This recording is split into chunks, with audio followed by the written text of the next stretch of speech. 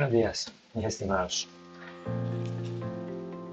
En esta ocasión vamos a ver los cálculos que se requieren para el experimento que hicimos en la determinación del nitrógeno por el método de Kelvin. Se lo voy a explicar aquí de la manera en la que se hace por estequiometría y como entendiéndolo de una manera sencilla. Y hay una manera aún más simple en la forma de hacer los cálculos, que es la que les explicó la profe Sandra. Entonces, como ya la profe Sandra les explicó uno, yo les voy a explicar el otro. Y ustedes pueden proceder de la manera que a ustedes les parezca más claro para ustedes y su resultado sea correcto igual.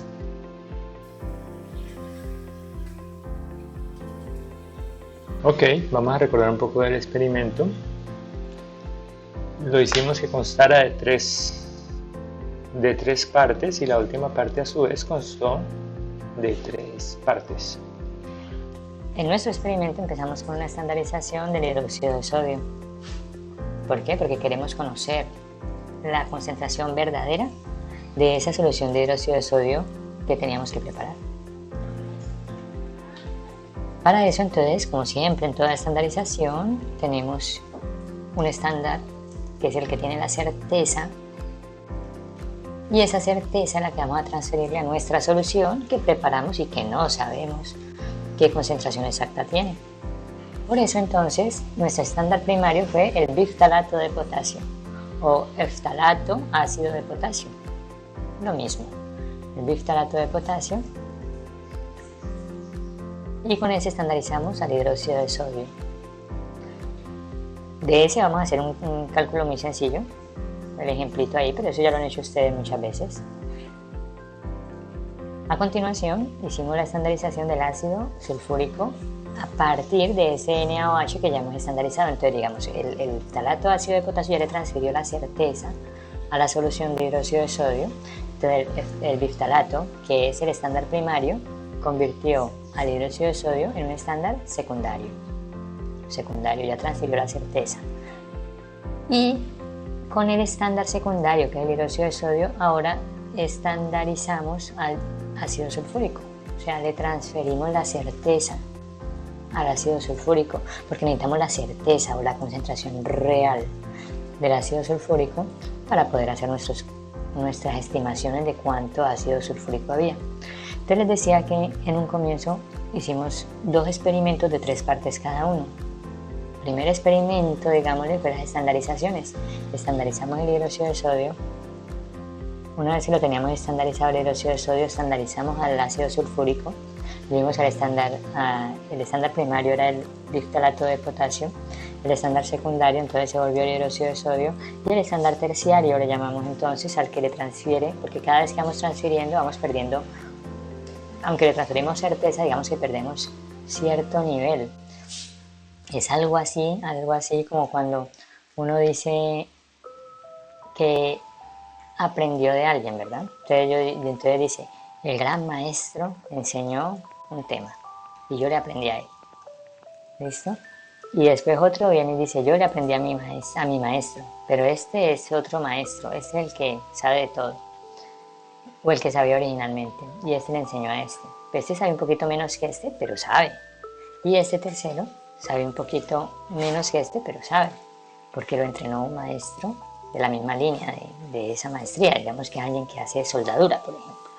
Entonces, el primero, el que más tiene experiencia, es el primario, secundario y terciario.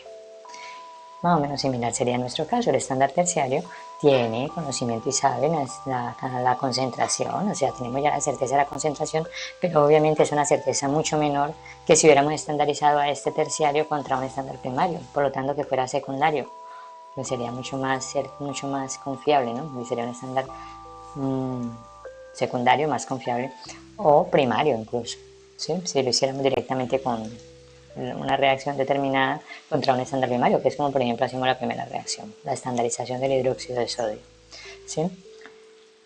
Bueno, entonces vamos a primero a mirar la parte de estandarización del hidróxido de sodio, que es la primera parte del primer experimento. Después vemos la estandarización del ácido sulfúrico, que es la segunda parte de ese primer experimento, de la preparación, y ya el experimento como tal, que es la determinación de nitrógeno en la muestra problema, que sería como la tercera parte de este experimento que hicimos. Y a su vez, él decía, una parte de ella está dividida en tres, que sería el caso de la determinación de nitrógeno por Kelvin, que va a estar dividida en las partes que vimos, ¿no? Vimos que había una digestión, después había una destilación y finalizaba con una titulación, ¿sí? Entonces ya después lo vamos a ir a mirar y los cálculos que aplican para determinar cuánto nitrógeno finalmente había en una muestra. ¿En una muestra de qué? De cualquier cosa. De cualquier cosa, de un alimento, como en el experimento que hicimos, o de algo que contenga nitrógeno. ¿Vale? Vamos adelante.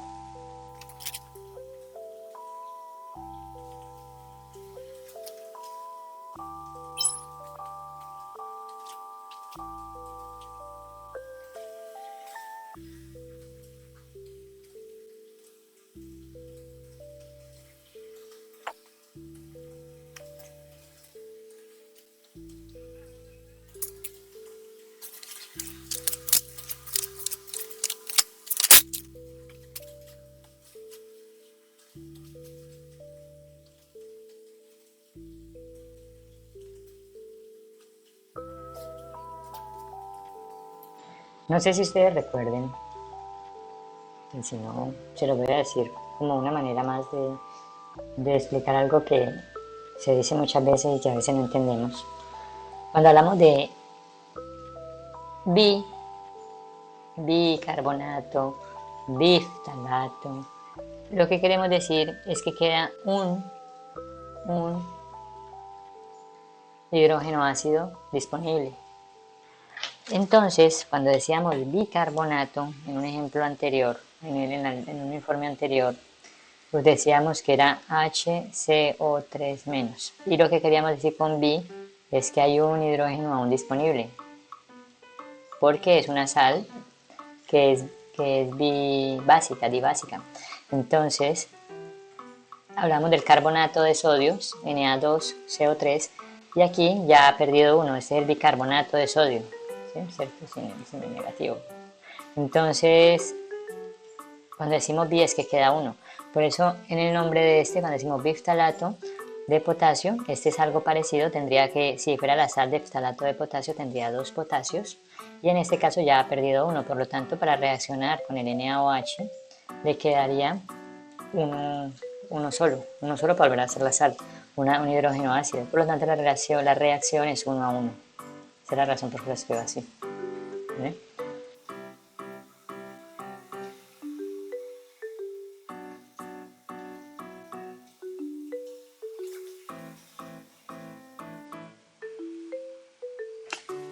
Y listo. De esta manera tenemos entonces que unos determinados gramos de biftalato que ustedes pesaron en su balanza analítica y que tienen el peso exacto que dio la balanza, lo pasan a moles de biftalato con el peso molecular, teniendo en cuenta, claro, que puedan cancelar los gramos de biftalato con los gramos de biftalato. Con la relación molar sabemos cuántos moles de NaOH nos corresponden, 1 a 1 en este caso por la reacción que vimos aquí, 1 a 1. Esos son los moles, ya tenemos los gramos de biftalato de potasio convertidos en moles de NaOH y queremos la molaridad, por lo tanto lo dejamos ahí en moles de NaOH y dividimos entre la alícuota. ¿En dónde estaban esos moles de NaOH? ¿En qué cantidad de sólido de líquido? No, aquí no es alícuota, aquí es el volumen gastado. Volumen gastado. Y lo hacemos entre el volumen gastado de NaOH, porque son los moles de NaOH entre el volumen de NaOH. También en mililitros, ¿no? En mililitros. Y lo convertimos a litros para que quede molaridad, mol sobre litro. ¿Cierto? Mol sobre litro. Y hacemos ese cálculo. Como en toda estandarización, hacemos las veces que le correspondió. Si le correspondió 3 veces, pues 3 veces. O si le correspondió 4 veces, 4 veces. Y esas veces se promedian. Y cuando promediamos ya hablamos de la concentración real. ¿Sí? Concentración real. Y es la que usaríamos en adelante cada vez que necesitáramos la concentración del hidróxido de sodio. Esta concentración real, el promedio de ella. ¿Sí?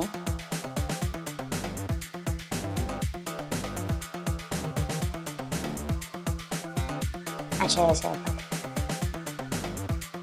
Cuando vamos a estandarizar, generalmente partimos de qué cantidad del estándar primario o del estándar de referencia, digamos, el que tenemos de mejor concentración y sobre el cual vamos a trabajar, sobre el cual vamos a transferirle al otro la certeza. Entonces, partimos de eso. Miren el ejemplo anterior que hicimos, dijimos cuántos gramos de biftalato de potasio, porque era nuestro estándar primario. Lo hicimos, lo convertimos en moles. Después con los moles que teníamos de ese estándar primario, la cantidad que teníamos en moles, lo convertimos a su equivalente en lo que nos interesa, que fue llevarlo a NaOH. Y ya una vez que lo teníamos en moles de NaOH, que es lo que nos interesa, dividimos entre el volumen que corresponde a eso que queremos. En este caso, como era NaOH, el volumen que se nos gastó titulando a ese biftalato. Pues aquí vamos a hacer lo mismo. ¿Quién es el estándar? En este caso dijimos que era el NaOH, entonces aquí decimos, bueno, ¿cuánto tenemos de él? Entonces, como tenemos es un volumen, se nos fue una cantidad de, cuando titulamos el ácido sulfúrico con el NaOH, gastamos una cantidad de NaOH. Esa cantidad que gastamos de NaOH titulando el ácido sulfúrico es la cantidad estándar que gastamos. Digamos que hayan sido un valor en mililitros de NaOH, ¿cierto? Y lo pasamos a litros de NaOH. ¿Por qué de NaOH? Porque es el estándar en este caso. Lo tenemos en litros.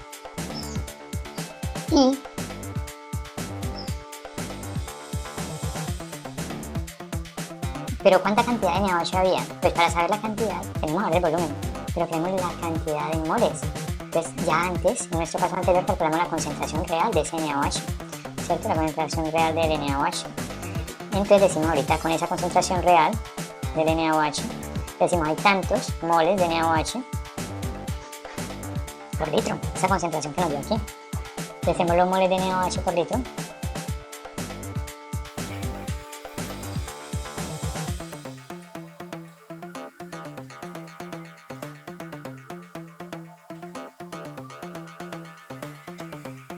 Entonces, teniendo la reacción balanceada, porque este es un ácido diprótico, le llamamos, ¿verdad?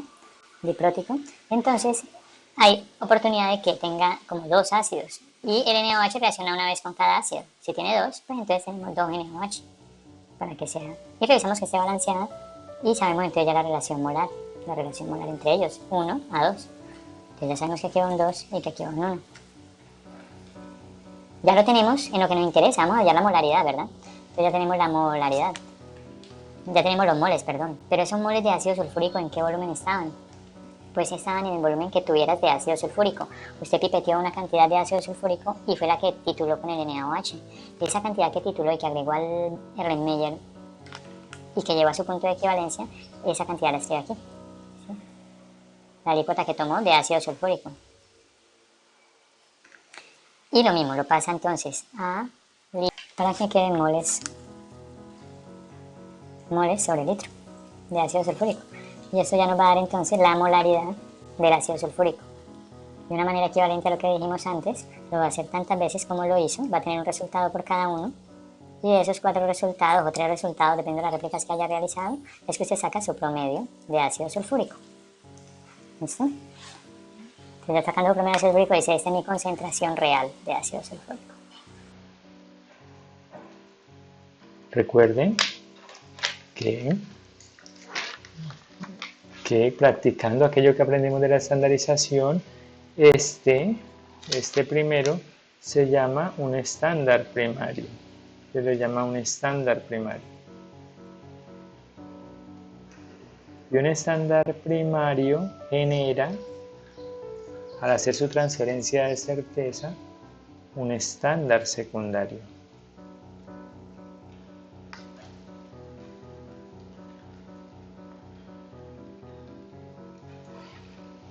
Y a su vez, este es estándar secundario, que fue todo que fue el estándar secundario,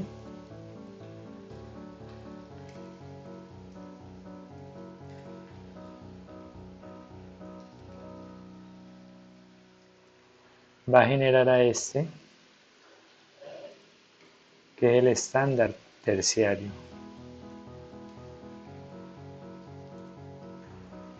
¿Sí?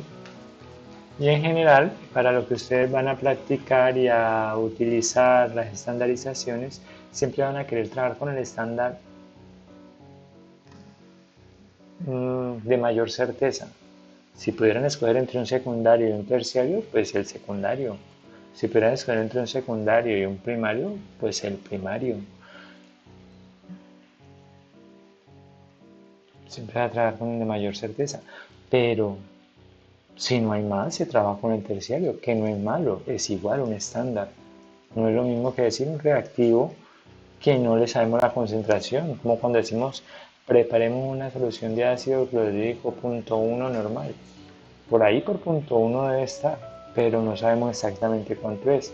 En un estándar sí sabemos, pero tenemos que tener presente que si es terciario, sí sabemos cuánto es la concentración, pero hay más incertidumbre que si hubiera un estándar secundario, y hay más incertidumbre en un secundario que si fuera un estándar primario.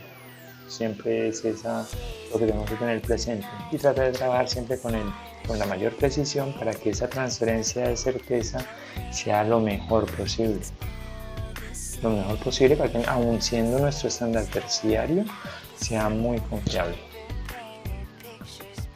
¿Listo? Entonces pasamos finalmente a la sección de la tercera parte del experimento, que fue la determinación de nitrógeno por el método Kendall. Y aquí voy a pasar un momentico a explicarlas, a recordar todas las tres partes que correspondían, y ya vamos a hacer el cálculo de qué concentración tenía nuestra muestra de harina, en este caso, en contenido de nitrógeno, después de haber usado nuestros estándares secundario y terciario para hacer ese análisis. Ya.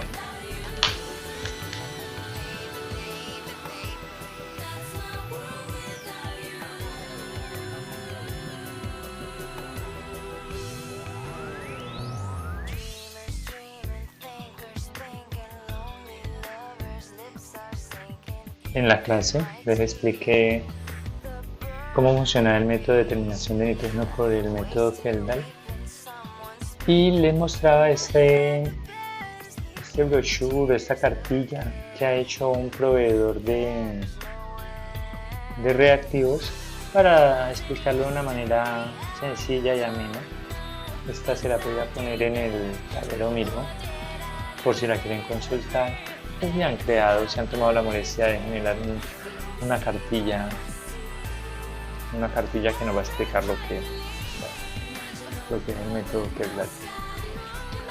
Bueno, entonces, como decíamos, el método Kendall consta de tres partes: digestión, que fue lo que hicimos dentro de la cabina cuando cogimos la muestra y le agregamos el ácido para destruirla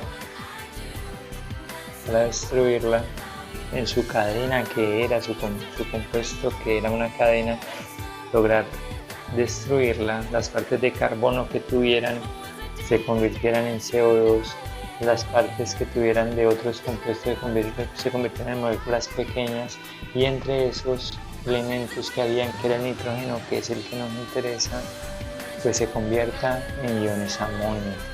Esa es la primera parte que se ve en la digestión. Lo pongo más aquí, y donde nos dicen que el nitrógeno orgánico se convierte en amonio. Destruimos esa molécula, ese compuesto que en nuestra muestra, cualquiera que ella sea, si hubiera sido un pedazo de carne que quisiéramos saber el contenido de nitrógeno, podría haber sido un huevo, podría haber sido cualquier sustancia. Digamos, alguien dice, analízame este suelo, pues una cantidad de ese suelo es la que vamos a pesar, y después le vamos a hacer el tratamiento de digestarlo, de agregarle el ácido sulfúrico, en este caso que le agregamos, y para que la reacción no sea tan lenta, porque siempre estamos con afán, pues agregamos un catalizador para que esa reacción sea rápida. Entre otras cosas, nos conviene que sea rápida por el tiempo, pero también porque, como vieron, hay que calentarla para promover ese deterioro, ese daño, esa desintegración de la muestra, y pues que al aplicarle calor durante mucho tiempo nos cuesta más dinero. Destruido esa muestra y habiendo garantizado que nuestro nitrógeno presente en esa muestra, que es el que nos interesa, se convirtió en amonio, lo que hicimos fue que, bueno, ustedes vieron, se demoró casi 3 horas ese calentamiento, pero les entregué a cada uno de ustedes su muestra casi transparente, transparente no, translúcida, casi translúcida. Esa muestra casi translúcida ya tenía garantizado que casi la totalidad de su nitrógeno, de su nitrógeno se ha convertido en amoníaco, ¿Y qué hicieron ustedes? Pues lo agregaron en el balón de fondo plano, lo agregaron con agua con mucho cuidado, vieron que eso saltaba porque tenía el ácido sulfúrico allí y estaba puro. Después le agregaron una solución muy concentrada de hidróxido de sodio. En la solución de abajo, que tenían el ácido sulfúrico con el amonio, tenían sulfato de amonio. Y al tirarle el hidróxido de sodio encima, lo que hicieron fue que desplazaron a ese amonio y el sulfato dijo no entre. Eso es como que, por ejemplo, que de pronto para ustedes sirva por la edad que tienen ustedes, que después uno ya no está de acuerdo con él, pero puede servir de ejemplo. Es como cuando ustedes les dicen, bueno, esta hamburguesa, ¿con qué la quiere tomar? ¿Tengo agüita o tengo Coca-Cola? Porque a la edad de ustedes, claro, obviamente Coca-Cola. Y entonces es algo así parecido. O sea, el sulfato dice, ¿tengo sulfato de amonio? Sí, estoy bien. Pero ¿puedo hacer sulfato de sodio? No, padre, sulfato de sodio. Entonces el amonio comienza a ser desplazado y sale de la solución, digamos, en forma de amoníaco, en forma de gas. Pero se dicen, pero yo veía cómo destilaba. Ah, no, pues sí, es que como había agua allí, porque ustedes agregaron agua. Entonces esa agua a esa temperatura, porque le subimos la temperatura muchísimo, pues se evaporaba, ¿no? Y se condensaba. Pero esa agua ahí entre ella y también en las burbujas que salían, que ustedes observaron, llevaba amoníaco. El amoníaco es un gas, pero algo se mete en el agua. Entonces era como agua con amoníaco y también el gas amoníaco que iba saliendo y que donde iba quedando atrapado, pues acá donde teníamos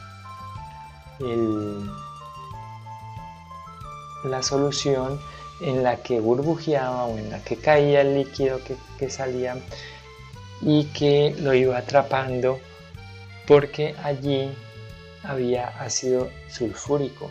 Y claro, ácido sulfúrico está contento, pero apenas ve la oportunidad de de formar una sal, entonces le llega una base que es el amoníaco y él apenas la ve, llega y la casa, le tira un protón, ese amoníaco se vuelve amonio con una carga positiva y a mí me llega el sulfato y venga para acá y forma el sulfato de amonio.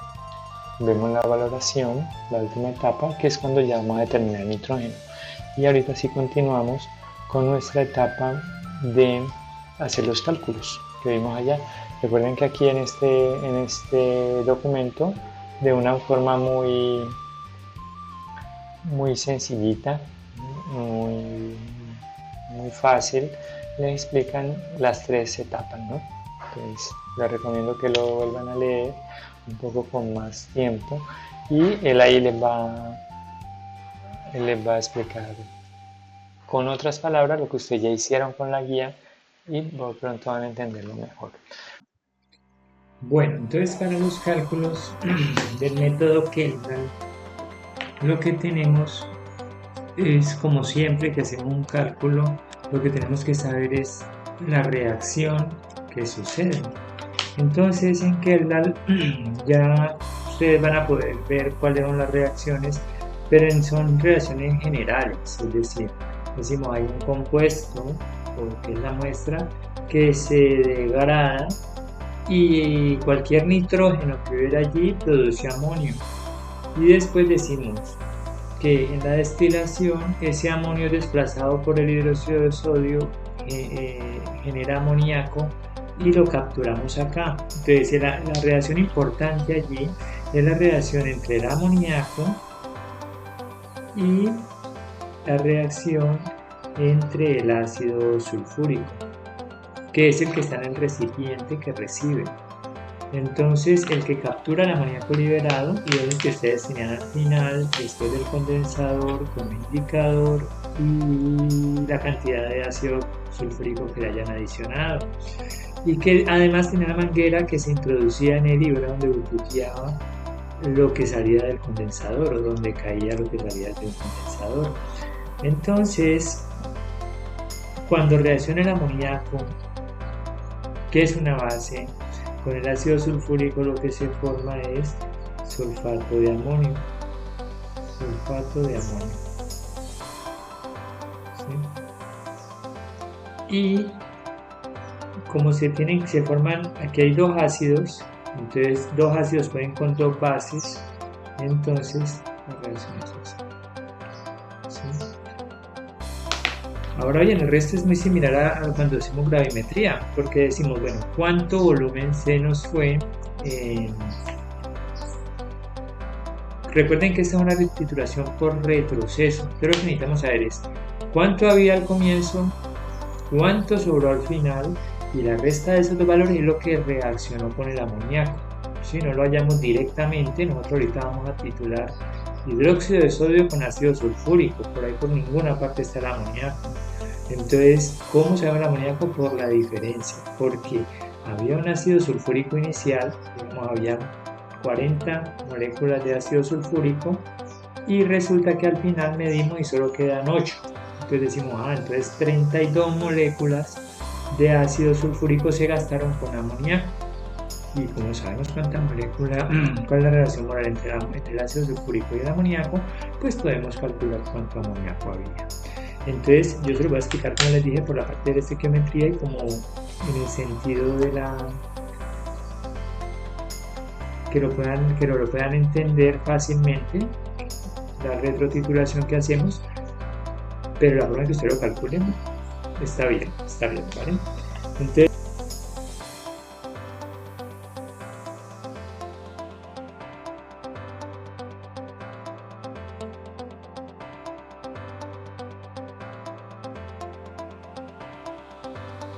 ¿vale? Entonces ya tenemos que una cantidad de mililitros que agregué, los litros, y eso es lo que la concentración, y esto ya me va a dar los moles de ácido sulfúrico que habían inicialmente.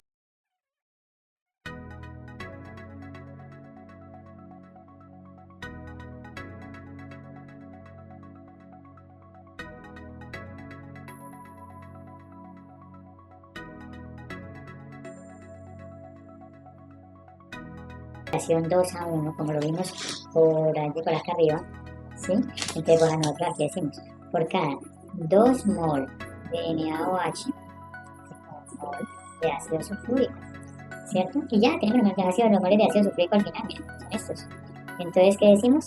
Que estos son, ya cancelamos moles de NaOH con moles de NaOH, simplificamos esto y dividido entre el producto de esto por esto, y eso nos da los moles de H2SO4 sobrantes o finales, pues al final, ¿sí?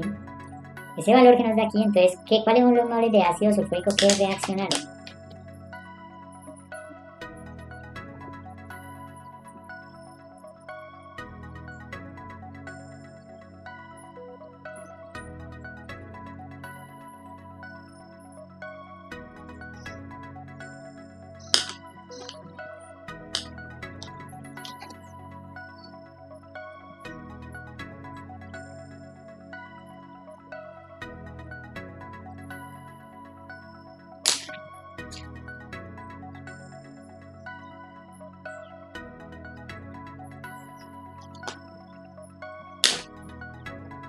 Estos son los moles de ácido sulfúrico iniciales que calculamos aquí, menos los moles de ácido sulfúrico sobrantes que calculamos aquí, ¿sí? Y cuando hacemos esa resta, eso nos da unos moles. Entonces digamos que nos dio cierta cantidad de moles. Cierta cantidad de moles. Nos dio un valor. ¿Un valor? ¿En qué? En moles, mol de H2SO4. Estos son los moles que sí reaccionaron. Este valor es el que ya nosotros vamos a usar con esta ecuación. Entonces decimos, mire, los moles de ácido sulfúrico que reaccionaron con amoníaco, entonces decimos, cada mol de ácido sulfúrico equivale a 2 moles de amoníaco. ¿Cierto? Y decimos que cada mol de amoníaco equivale a una mol de nitrógeno. ¿Sí? Un mol de nitrógeno está en un mol de amoníaco. ¿Okay? Y decimos entonces que... Y aquí viene... Voy a dejarlo con diferentes colores para que lo veamos. Aquí ya lo tengo en moles de nitrógeno. Esos son los moles de nitrógeno que hayan en la muestra, ¿sí? Porque esto es el ácido sulfúrico que es el gasto titular de la muestra. Entonces, ¿cómo hago para saber cuántos gramos? Porque al fin y al cabo me interesa saber cuántos gramos de nitrógeno habían, pues con el peso molecular del nitrógeno, ¿cierto? ¿Cuánto pesa el nitrógeno? 14 algo, usted busca en la tabla periódica y le dice que pesa, perdón, aquí en mol de nitrógeno, para que cancele, y aquí sí el peso molecular de nitrógeno en gramos, ¿no? Entonces ustedes dicen, el peso molecular de nitrógeno fue 14 gramos, y ahí se lo ponen aquí, el peso molecular de nitrógeno, con las decimales pues, que correspondan, y le dan los gramos de nitrógeno. Hasta allí tiene usted los gramos de nitrógeno que hay en la muestra. Ahora, esos son los gramos de nitrógeno que hay en la muestra, por lo tanto, si usted quiere saber el porcentaje, acuérdense que porcentaje es gramos sobre mililitro por 100, entonces usted dice, o gramos sobre gramo por 100, si es peso, entonces ya tiene los gramos de nitrógeno. Para saber los gramos de muestra, usted ya mira su tabla, cuánto pesé de muestra, entonces pesé, no sé, lo que pesó, 1.0041 gramos de muestra, y por 100, para que sea porcentaje, ¿cierto? Y esto ya le da el porcentaje de nitrógeno en la muestra. Perdón, déjame ver esto mejor. El porcentaje de nitrógeno en la muestra. Ese es el porcentaje de nitrógeno. Pero le dicen, no, es que queremos el porcentaje de proteína. Ah, entonces viene el factor que convierte de nitrógeno a proteína. Si queremos el valor de proteína, el porcentaje de proteína es igual a coger el porcentaje de nitrógeno por el factor. En este caso voy a hacerlo con 6.25, por ejemplo. Entonces cuando usted multiplica eso que le dio aquí por 6.25 o por el factor que corresponda, este valor que le dé aquí es el porcentaje de proteína que hay en el producto o en la muestra. Lo que nosotros tenemos en la guía nos dicen que pusimos un factor de 6.25, ¿cierto? Y mira lo que dice, si se desea determinar el porcentaje de proteína en lugar de nitrógeno, el porcentaje de nitrógeno se multiplica por un factor que depende del tipo de proteína. Entonces no es lo mismo si usamos un huevo, si usamos una carne, si usamos una harina, si usamos un pedazo de suelo, no es lo mismo. Entonces ese factor de 6.25 en general, pues realmente es un poco más específico porque ese 6.25 funciona para carne, huevos, pero cuando ya dicen, no, es que es un producto lácteo, un queso, una cosa así, ah, no, mire, 6.25 de pronto no es el número adecuado, sino 6.38, tal vez porque eso tiene más nitrógeno, ¿verdad? Y otros dicen, no, pero es que es trigo, como la harina de trigo de nosotros. Ah, no, entonces no es 6.25, es 5.70. Y otros dirán, no, pero es que la harina de soya. Bueno, en fin, hay unas tablas para, dependiendo de qué origen tenga su muestra, pues use el factor correcto. Aquí voy a usar una presentación de una persona, Marcela Torres. Eurofins es un laboratorio que analiza cosas, lo que usted necesite. El ejemplo que les puse de la persona. Bueno, esta persona parece trabajó allá alguna vez, no sé, y habla sobre esto. No sé de qué país es ella, no sé si será alguien de Colombia. Eurofins tiene sede en Colombia, en muchos países, pero es una multinacional. Pero digamos, los laboratorios más grandes y más potentes, digámosle así, de análisis los tienen en Estados Unidos y en Europa. Uno dice Eurofins, pero creo que es más americana, pero también tienen en Europa. Y no sé, esa presentación la bajé en internet, no conozco a Marcela Torres, pero pues es alguien que sabe mucho, ¿no? Y léansela, muy interesante, léanse la presentación, porque aquí ella comienza a hablar de las proteínas y cómo hay una ley de la proteína y bueno, no sé si aquí en Colombia haya lo mismo, para una ley para determinar la proteína. Cuando hablamos de leyes porque se debe hacer así, no es que queramos hacerlo así, no, se debe hacer así. ¿Y para quién se debe hacer así? Pues porque las empresas a las empresas les exigen, por ejemplo, va a vender harina de trigo, me tiene que poner una etiqueta en la que dice qué contenido tiene de cada cosa, de carbohidratos, de azúcares y de proteína, pero no le dice solamente que la tiene que poner, la de proteína, cuánto tiene, sino que la tiene que calcular por el método que diga la ley. Entonces, vamos a ver que no hay un solo método para determinarla, y no es que la ley diga que puede haber un solo método, puede que en la ley diga que se pueden usar estos diferentes métodos, lo que sí es que se tiene que usar lo que diga la ley. ¿Veis? Entonces, bueno, ella aquí va a explicar algunas cosas de las proteínas, que es muy interesante si la pueden leer. Y aquí vemos la parte del 13 al 19%, que en general es donde oscila el contenido de proteína en una muestra. Y por eso de aquí sale el 6.25% que yo les decía y les preguntaba en el quiz, que en la guía también se lo dicen, ¿vale? Pero me voy a saltar toda esta parte, por favor, mírenla. Una cosa muy interesante que en una presentación que hizo la señora. Miren que aquí, yo creo que de pronto esta ley puede que sea de Colombia, porque aquí fue que pusieron esto también, ¿se acuerdan?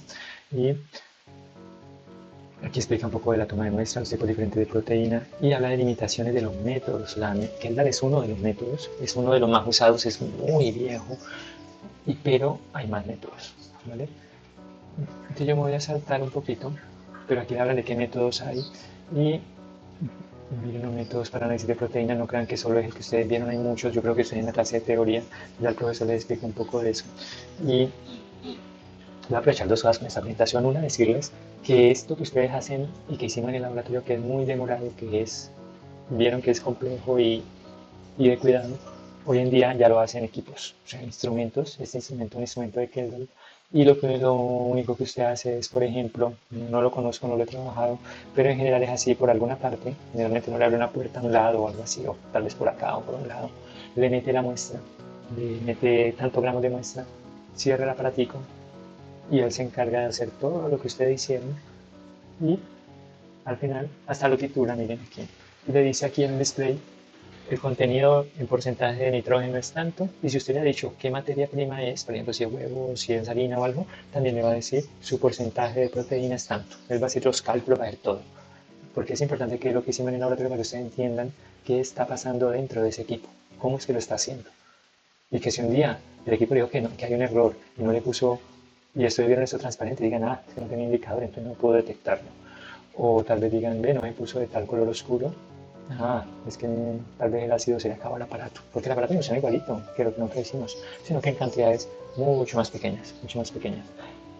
Y como ustedes ya tienen el conocimiento de cómo funciona el método Kendall, pueden entender un poco cómo funciona ese aparato por allá adentro, ¿vale? Entonces, en general, son aparatos los que ustedes van a encontrar para hacer los experimentos cuando lleguen a su vida profesional. Son aparatos así. Bueno, diferentes aparatos, déjense la presentación muy interesante. Vamos a saltar la parte de los factores. Y nos explica cómo la FDA, que es una entidad que se encarga de regular lo que son alimentos y drogas en los Estados Unidos, como decir aquí el INVIMA, el Instituto de Vigilancia de Medicamentos y Alimentos, allá el Instituto de Vigilancia de Medicamentos y Alimentos se llama la Food and Drugs Administration. Entonces ellos, la FDA, es la autoridad allá en Estados Unidos para decir si un medicamento o un alimento puede distribuirse, cómo deben hacerse los análisis, todo así como el INVIMA aquí. Entonces ellos aplican el factor de 625 como en general. Pero aquí le van a explicar que no es la única que dice un factor. Está la FAO, que también, y un Codex Alimentario, que también tiene sus factores, pues, sus factores de acuerdo a la proteína. Y ustedes pueden consultar cualquiera de ellos, ¿sí? Todos son válidos, pero si acuérdense, hay que seguir la ley. Si la ley dice solo se puede seguir con la FDA, pues toca seguir lo que diga esto. Si la ley dice no, solo con el Codex Alimentario, hay que seguir este, sino con este, y así, de diferentes. Y me voy a saltar aquí, por ejemplo a este, voy a quedarme en este. Esta norma es como mexicana, parece que es mexicana. Esta es una norma mexicana, y la norma mexicana se reconoce porque empieza por ME y tiene este número. Dice que cuando sea carne, pescado, huevo, leguminosas, proteína en general, use este factor, pero que si es cereal derivado de la soya, use este, pero que si es leche, use este, que si es gelatina, use este, que si es arroz, use este, que si es... Pero usted dice, pero es arroz, no es nitrógeno, no. Sí, es arroz, pero el arroz en su estructura tiene proteínas, y esas proteínas, para tener el porcentaje correcto, pues se multiplica por este. ¿Sí? Y pues si no, ¿qué es nomás nitrógeno? Pues el peso molecular de nitrógeno, 14, ¿no? Aquí dicen factor 1,40. Bueno, ya, muy largo, y les traté de decir de dónde vienen. Miren, si buscan en la FAO, hay diferentes números. Y así, vean, esa presentación muy interesante, muy completa, muy chévere, y hecha por una persona experta, conozco, no la conozco, pero estoy seguro que es una persona muy experta en el tema. En la bibliografía que yo les compartí hay un libro que se llama el libro de Ayres, es del autor Ayres. Allí hablan del método Keldar un poco, leanlo. También obviamente en Scoop, en Harris hablan del método Keldar un poco, pero en el de Ayres es muy a la parte como experimental, los otros son un poco más a la teoría, ¿no? Que es de los cálculos y todo esto, pero el de Aire es muy a lo experimental, es un libro que pueden consultar mucho porque es muy bueno. Y hay uno que es de Day Underwood, ese libro también es muy bueno, consulten a ver qué dice ahí de la determinación de nitrógeno. Es interesante el tema, es interesante y es muy importante, o sea, es que uno ve nitrógeno ahí tan simplecito y todo, pues no es tan sencillo detectarlo. Miren todo lo que hay que hacer, hay que ver un método indirecto y bueno, ahora hay métodos directos también. Miren la presentación de la profesora, bueno, de la profesora, de la maestra Torres. Que les mostré por allí, que les voy a postear que les mostré ahora en el otro video y que les voy a postear en el tablero de Miro. Y bueno, espero que disfruten mucho sus cálculos y que les dé, porque es frustrante cuando no les da, ¿no? Entonces, hagan los cálculos bien hechos y estoy seguro que les va a dar. Estoy seguro que les va a dar bien. El experimento ustedes en general lo hicieron muy bien, entonces los resultados tienen que dar bien también. No hay ninguna duda de eso. Yo no tengo ninguna duda. Ustedes me lo van a decir en su informe. Muchas gracias. Adiós.